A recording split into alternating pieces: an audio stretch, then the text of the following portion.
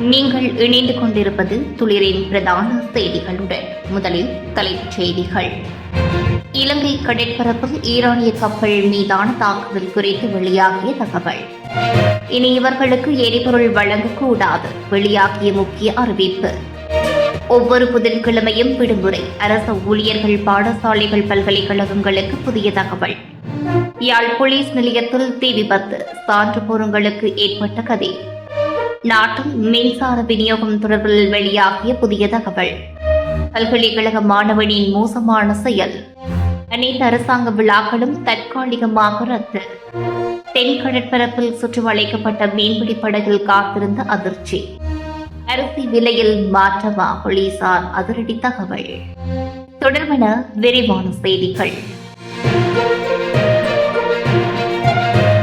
இலங்கை கடற்பரப்பில் அமெரிக்காவின் டோர்பிடோ தாக்குதலால் உயிரிழந்த ஈரானிய மாலுமிகளின் மரணத்திற்கு பழிவாங்கப்படும் என்று ஈரான் கடற்படை தளபதி ரியர் அட்மிரல் ஷஹ்ராம் சூளுரைத்துள்ளார். இந்திய பெருங்கடலில் இந்திய கடற்பரப்பை அண்மித்த பகுதியில் கொல்லப்பட்ட ஈரானிய மாலுமிகளின் மரணத்திற்கு பின்னால் இருக்கும் எதிரிகள் கொடிய பதிலடி தாக்குதல்களை சந்திக்க நேரிடும் என்றும் கடற்படை தளபதி எச்சரிக்கை விடுத்துள்ளார்.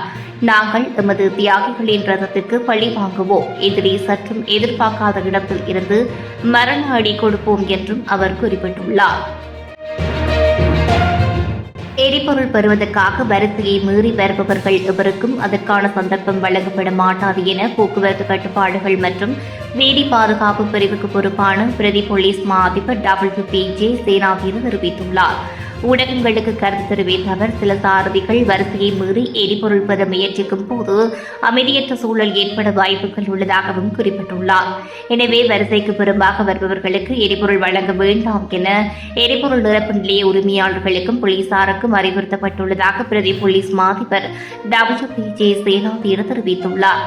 சில மோட்டார் சைக்கிள் ஓட்டுநர்கள் நடைபாதையில் நிற்பதால் பாதசாரிகள் பெரும் சிரமத்துக்குள்ளாகியுள்ளனர் என்றும் மக்களின் பாதுகாப்புக்காக போலீசார் பணியில் ஈடுபடுத்தப்பட்டுள்ளதாகவும் அவர் குறிப்பிட்டுள்ளார். தற்போது நிலவும் எரிபொருள் விநியோக சிக்கல்களை கருத்தில் கொண்டு அதனை எதிர்கொள்ளும் வகையில் அரசு ஊழியர்களுக்கு எதிர்வரும் புதன்கிழமை முதல் ஒவ்வொரு வாரமும் புதன்கிழமைகளில் விடுமுறை வழங்க அரசாங்கம் தீர்மானித்துள்ளது.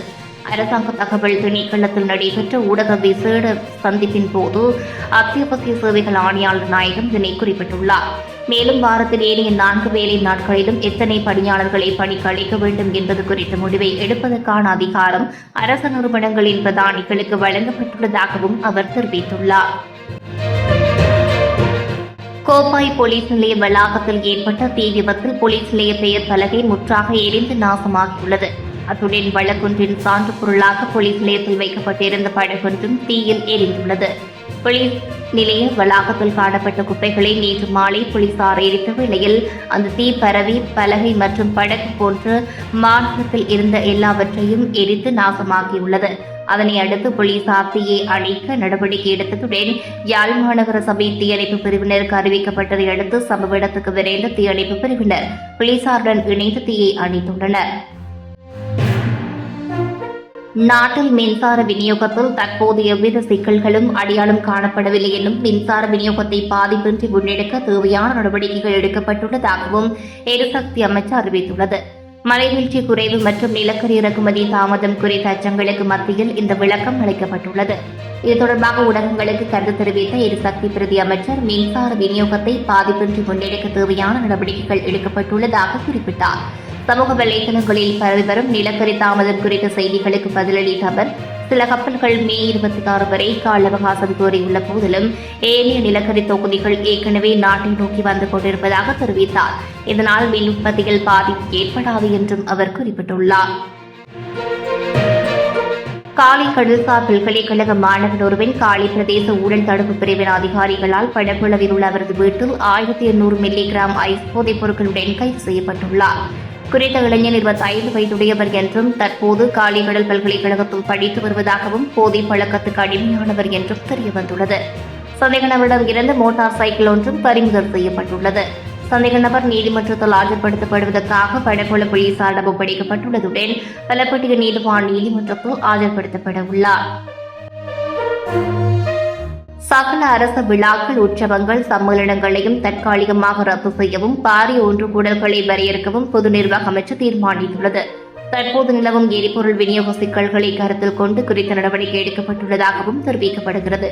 அத்துடன் அரசு ஊழியர்களுக்கு எதிர்வரும் புதன்கிழமை முதல் ஒவ்வொரு வாரமும் புதன்கிழமைகளில் விடுமுறை வழங்க அரசாங்கம் தீர்மானித்துள்ளது.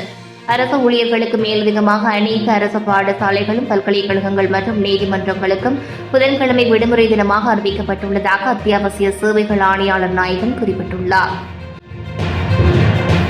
பேருமலை கடற்பரப்பில் கடற்படையினரால் பொறுப்பேற்கப்பட்ட மீன்பிடி படகில் இருந்து 250 கிலோகிராமுக்கும் அதிக எடையுள்ள கொகைன் போதைப் பொருள் கைப்பற்றப்பட்டுள்ளது.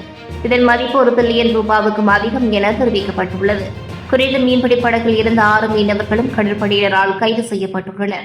கடற்படையினரால் கைப்பற்றப்பட்ட அந்த படகு இன்று பிற்பகல் தெக்கோவெட்ட மீன்பிடி துறைமுகத்திற்கு கொண்டு வரப்பட உள்ளதாக கடற்படையினர் குறிப்பிட்டுள்ளனர்.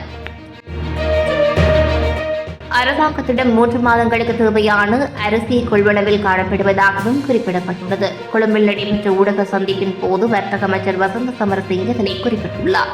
இந்த நிலையில் எதிர்வரும் பண்டிகை காலத்தில் அரிசிக்கு தட்டுப்பாடு ஏற்படாது என அவர் தெரிவித்தார்.